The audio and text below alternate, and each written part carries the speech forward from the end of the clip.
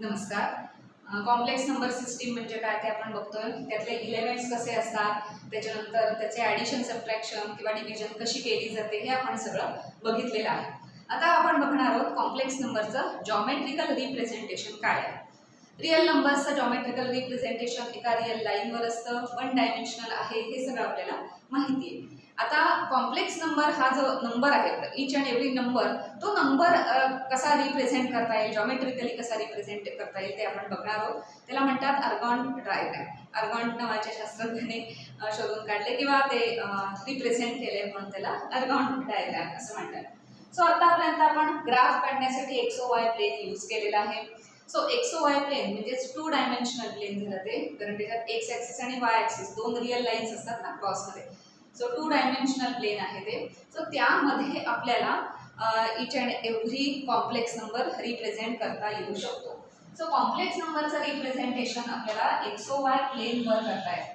So any complex number in the form of a plus bi can be represented in XOY plane.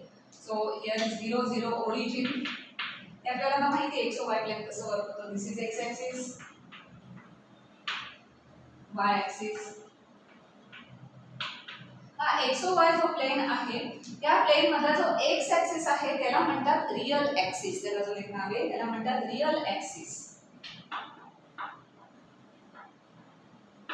आणि हा जो y axis आहे त्याला म्हणतात imaginary axis.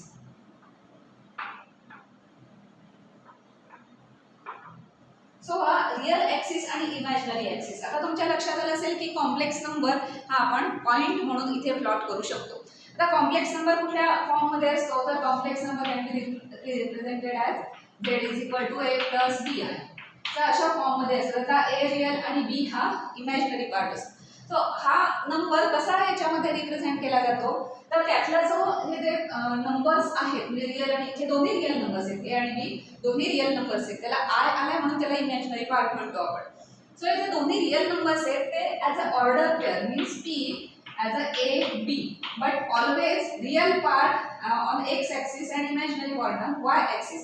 अशा पद्धतीने जर हा पॉइंट प्लॉट केला then that will be the representation of a plus bi on XOY plane. म्हणजे त्याचं ग्राफिकल रिप्रेझेंटेशन होतं आणि त्याला म्हणतात अर्गॉन डायग्राम. सो जेव्हा z = a plus bi असतं तेव्हा real part means x coordinate, imaginary पार्टचा जो रिअल नंबर आहे दॅट इज y कोऑर्डिनेट असं कन्सिडर करून PAB असा पॉइंट प्लॉट केला जातो आणि हे त्याचं जॉमेट्रिकल रिप्रेझेंटेशन आहे या complex numbers. So order pair घ्यायची आणि मग त्याचं जॉमेट्रिकल रिप्रेझेंटेशन करायचं. म्हणजेच काय रिप्रेझेंट केलं मीन्स याचं काय असणार आहे, हे जे डिस्टन्स आहे ते किती असणार आहे, या एक्स ॲक्सिस पासून हे डिस्टन्स म्हणजे किती असतं. आता पॉइंट कसा प्लॉट करायचा, ते कसं डिस्टन्स कॅल्क्युलेट करायचं वगैरे माहिती आहे आपल्याला. सो हे किती असणार आहे, हे बी इतकं डिस्टन्स असणार आहे. त्याच्यानंतर या 0 पासून, कारण ओरिजिन 0 घेतलाय ना, सो या 0 पासून ह्या पॉइंट पर्यंत किती डिस्टन्स असणार आहे, when point is P of A B. So ह्या फर्स्ट कोऑर्डिनेट आहे तेवढं हे डिस्टन्स असतं हे आपल्याला माहिती आहे आता. So this distance will be A. त्याला जर आपण नावं दिली सपोज हा O point, this is A point, हा पॉइंट ए असं आपण म्हटलं and this is P. So O A P means काय असणार आहे, ओ मीन्स काय असणार आहे 0 0 ओरिजिन हा पॉइंट आहे. ए हा पॉइंट काय असणार आहे, ए पॉइंटचा हे एक्स ॲक्सिस वर म्हणजे एक्स कोऑर्डिनेट किती असणार आहे, ए इतका डिस्टन्स, कारण हा इथे ए आहे त्यामुळे ए आणि वाय कोऑर्डिनेट असणार आहे त्याचा 0 आणि पी चे कोऑर्डिनेट्स काय असणार आहेत P A B. So this is geometrical representation. आणि अर्थात आपण जर इथे रेक्टँगल असा केला तर आपल्याला हे डिस्टन्स किती माहिती आहे, ए मीन्स हे ए असणार आहे, this is B means this is B, कारण ह्या पॉइंटला आपण बी इतका डिस्टन्स घेऊन मग ती अशी स्केल घेऊन मग ते करतो वगैरे. 9वीत किंवा 10वीत आपण पॉइंट कसा प्लॉट करायचा हे बघितलेलं आहे. सो त्या पद्धतीने आपण तो पॉइंट प्लॉट करू शकतो. सो XOY प्लेनवर म्हणजेच टू डायमेन्शनल प्लेनवर आपण कॉम्प्लेक्स नंबर रिप्रेझेंट करू शकतो ग्राफिकली. आणि वन डायमेन्शनल असते ती काय असते, रिअल लाईन असते. या रिअल लाईनवर सगळे रिअल नंबर्स असतात. सो या दोन रिअल नंबरचा क्रॉस घेतला, ओरिजिन हे याचं माहिती आपल्याला सगळं. सो PAB हे त्याचं रिप्रेझेंटेशन असतं. आता आपल्याला पुढे जाऊन मॉड्युलस आणि आर्ग्युमेंट म्हणजे काय, ते कसं आहे ते थोडंसं आपल्याला बघायचं आहे. एकदा पी ए बी हे जर रिप्रेझेंटेशन आपण केलं की त्यानंतर आपल्याला माहिती आहे बी डिस्टन्स आहे, हे ए डिस्टन्स आहे वगैरे.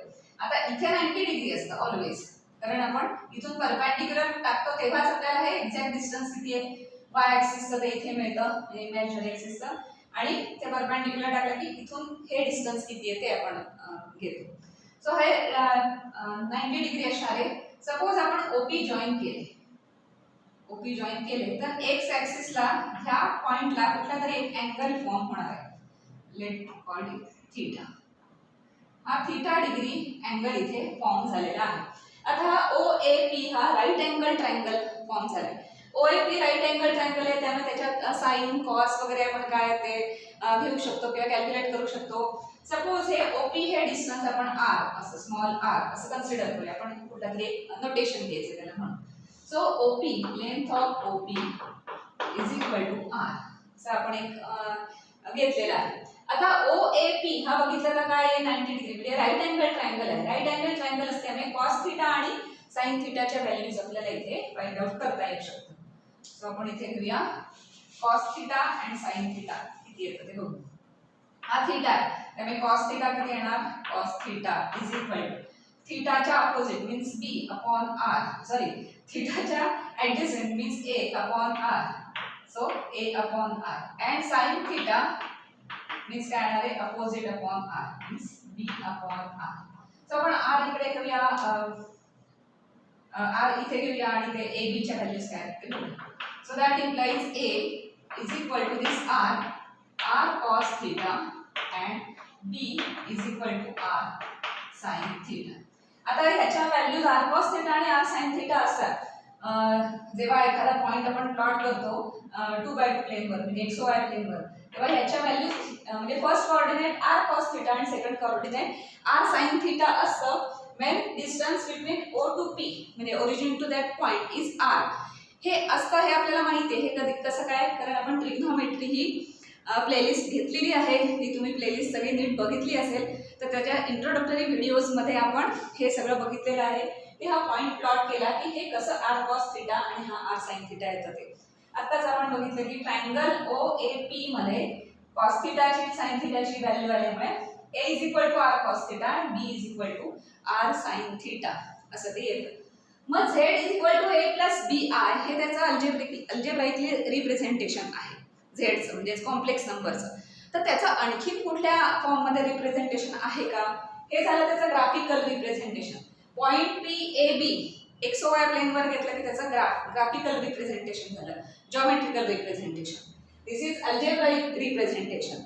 तसं ए आणि बी च्या आणखी काही व्हॅल्यूज मिळाल्या आपल्याला ट्रिग्नोमेट्री यूज करून, that is A is equal to R cos theta, B is equal to R sine theta. So ह्या जर व्हॅल्यूज आपण इथे सबस्टिट्यूट केल्या झेड मध्ये तर अजून एक त्याचं रिप्रेझेंटेशन मिळेल, त्याला म्हणतात ट्रिग्नोमेट्रिक रिप्रेझेंटेशन. सो अजून एक रिप्रेझेंटेशन मिळालं आपल्याला Z is equal to A means काय आहे R cos theta plus b means r sin theta, so I r sin theta. So z is equal to r cos theta plus I r sin theta किंवा r common घेतला तर z is equal to r into cos theta plus I sin theta is trigonometric representation of this z point म्हणजे जो काही z is equal to ab आहे हे झालं algebraic representation. This is called geometrical representation. This is called trigonometric representation. अजून एक exponential representation पण असतं, पण एक्सपोनेन्शियल रिप्रेझेंटेशनसाठी ही जी टर्म आहे cos theta plus i sine theta हिला एक्सपोनेन्शियल फॉर्ममध्ये एक फॉर्म्युला आहे, पण तो कसा आला हे तुम्हाला सिक्वेन्स अँड सिरीज हा चॅप्टर कळल्याशिवाय किंवा माहीत असल्याशिवाय लक्षात येणार नाही की तो कसा डिराईव्ह झालाय. पण इथे मी डायरेक्ट तुम्हाला सांगते की ह्याची काहीतरी व्हॅल्यू आहे cos theta plus i sine थीटाची आहे e raise to i theta. So z is equal to this is r आणि या ब्रॅकेटची व्हॅल्यू आहे e raise to i theta. हा थीटा कुठला असणार आहे, हा थीटा म्हणजे एक्स ऍक्सिसची या r ने केलेला जो अँगल आहे तो ऑलवेज थीटा म्हणजे हाच असणार आहे. हा ओपी हा पॉइंट घेतल्यानंतर या ह्या लाईनने एक्स ऍक्सिसशी केलेला जो अँगल आहे theta that will be theta, तो ऑलवेज तो थीटा असणार आहे सगळीकडे जिथे जिथे थीटा येईल तिथे. So z is equal to r e raise to i theta. This is exponential representation of complex number. So अशा पद्धतीने वेगवेगळी रिप्रेझेंटेशन्स आपण कॉम्प्लेक्स नंबरची करू शकतो. जसं अल्जेब्राईक केलं, जॉमेट्रिकली केलं, तसंच ही दोन पण आहेत. आणि हा ॲज अ फॉर्म्युलासारखे पण लक्षात ठेवा, कारण ते पुढे एक्झाम्पल सॉल्व करताना वगैरे ते लागतं. आणि फार पाठ करण्याची किंवा फार लक्षात ठेवण्याची पण गरज नाही, कारण PAB हे जे रिप्रेझेंटेशन आहे त्याच्यावरून तुमच्या लगेच लक्षात येईल की हा राईट अँगल ट्रायंगल झाल्यावर कॉस आणि साईनच्या व्हॅल्यूज काय येतात, त्यावरून ए आणि बी च्या व्हॅल्यूज तुम्ही लगेच तोंडी काढू शकता की ह्या ए आणि बी च्या व्हॅल्यूज येणार आहेत. आणि मग झेड कसा आहे आपल्याला माहिती ऑलवेज A+BI फॉर्ममध्ये, सो तिथे तुम्ही त्या सबस्टिट्यूट करू शकता. सो ही डिफरंट रिप्रेझेंटेशन झाली. आता ह्याच्यावरून आपण मॉड्युलस आणि आर्ग्युमेंट म्हणजे काय ते थोडंसं बघणार. मॉड्युलस म्हणतात त्याला, किंवा त्याला मॅग्निट्यूड असं पण म्हणतात. सो आता इथे आपण ते मॉड्युलस म्हणजे काय. सो आता आपण मॅग्निट्यूड म्हणजे मॉड्युलस आणि आर्ग्युमेंट म्हणजे थीटा अँगल ते काय आहे ते थोडंसं बघणार आहोत. मॉड्युलस किंवा मॅग्निट्यूड म्हणजे काय, हे डिस्टन्स असतं OP हे डिस्टन्स किती आहे R. तर हे R हे डिस्टन्स काढायचं आलं तर आपण A आणि B इथे अवेलेबल आहेत आणि पायथागोरस थिअरम आहे. सो त्या थिअरमने आपण काय लिहू शकतो, so R² is equal to A² plus B². So याच्यावरून R आपण काढू शकतो, that implies R is equal to square root of A² plus B² is called magnitude modulus distance between origin to that point. हा जो हे जे distance आहे ते R ते काढायचं असेल, तेच मॅग्निट्यूड काढायचे असेल तर हा फॉर्म्युला यूज केला जातो. आता A आणि B काय असणार आहे, त्या Z is equal to A+BI मधले ते एलिमेंट्स असणार आहेत. सो एवढा सिंपल फॉर्म्युला आहे, R is equal to square root of A² plus B². त्याच्यानंतर आर्ग्युमेंट म्हणजे ह्या थीटाची व्हॅल्यू काढायची असते. आता या थीटाची व्हॅल्यू काढण्यासाठी आपल्याला थोडंसं बी आणि ए वगैरे ह्या सगळ्याचा आपल्याला यूज करावा लागणार आहे. सो थीटा मीन्स काय असणार आहे, टॅन थीटाचा टॅन थीटा, कारण बी आणि ए हे त्या नंबर मधले असणार आहेत ना. Z is equal to A+BI हा नोन नंबर असणार आहे काहीतरी. आपण ए आणि बी आता यूज करतोय इन जनरल म्हणून, पण असा काहीतरी नंबर असेल ना, सपोज 3 + 4R. तर 3 आणि 4 हे नोन असणार आहेत तिथे आपल्याला, रिअल नंबर्स. तो त्याच्यावरून आपल्याला थीटा काढता येईल. हा R सुद्धा अर्थात नोन म्हणजे आपण व्हॅल्युएट करू शकतो मॉड्युलस अर्थात नंतर, पण इथे आपण डायरेक्ट थीटा इव्हॅल्युएट करू शकतो A आणि B याच्या मदतीने. तो कसा येणार, तर टॅन थीटाची काय म्हणजे टॅन थीटाचा काय फॉर्म्युला असतो, opposite upon hypotenuse. So tan theta is equal to काय येणार, B/A. मग याच्यावरून थीटा काढता येईल. Then in place theta is equal to tan inverse of B/A. हे झालं, ह्याला म्हणतात argument of this complex number Z. Theta is equal to argument of complex number Z. And R ला म्हणतात modulus of complex number Z किंवा magnitude of Z. Magnitude of Z किंवा ह्याला अजून एक नोटेशन आहे मॅग्निट्यूड ऑफ Z ला, असा मॉड्युलस हा कन्सेप्ट नंतर तुम्हाला अल्जेब्रा मध्ये बरेचदा येईल. So mod of Z, mod एवढं शॉर्ट मध्ये म्हटलं तर चालेल, mod of Z, modulus of Z, magnitude of Z means distance between these two points असं ते आहे.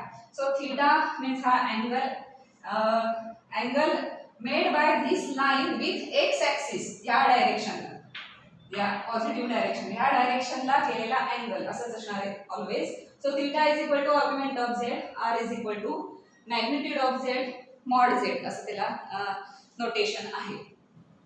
त्याच्यानंतर मग थीटा हा व्हेरी कुठे होईल, तर थीटा हे 0 पासून सुरू होईल, कारण कदाचित हा P हा पॉइंट ह्या एक्स ॲक्सिस वरच असेल ना, हा सगळा P हा पॉइंट एक्स ॲक्सिस वर, म्हणजे A is equal to P इथेच असेल. तर अँगल किती झाला एक्स ॲक्सिसची, 0 to P चा अँगल झाला 0. त्यामुळे 0 पासून स्टार्ट होऊ शकतो. मग P इथे असेल किंवा हा पॉइंट सेकंड ह्याच्यात असेल क्वाड्रंट मध्ये, किंवा थर्ड क्वाड्रंट मध्ये असेल, किंवा फोर्थ क्वाड्रंट मध्ये असेल, अगेन 2π पर्यंत असू शकतो. सो या 0 to 2π मध्ये कुठेही थीटा असू शकतो.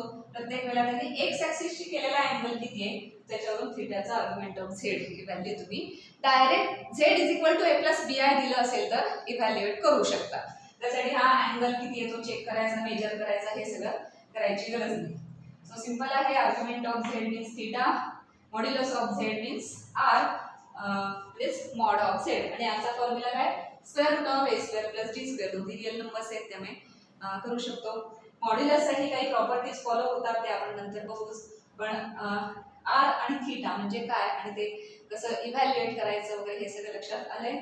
हा पी हा कॉम्प्लेक्स नंबरचं रिप्रेझेंटेशन आहे आणि त्याच्यावरून आपण हे सगळं इव्हॅल्युएट केलेलं आहे.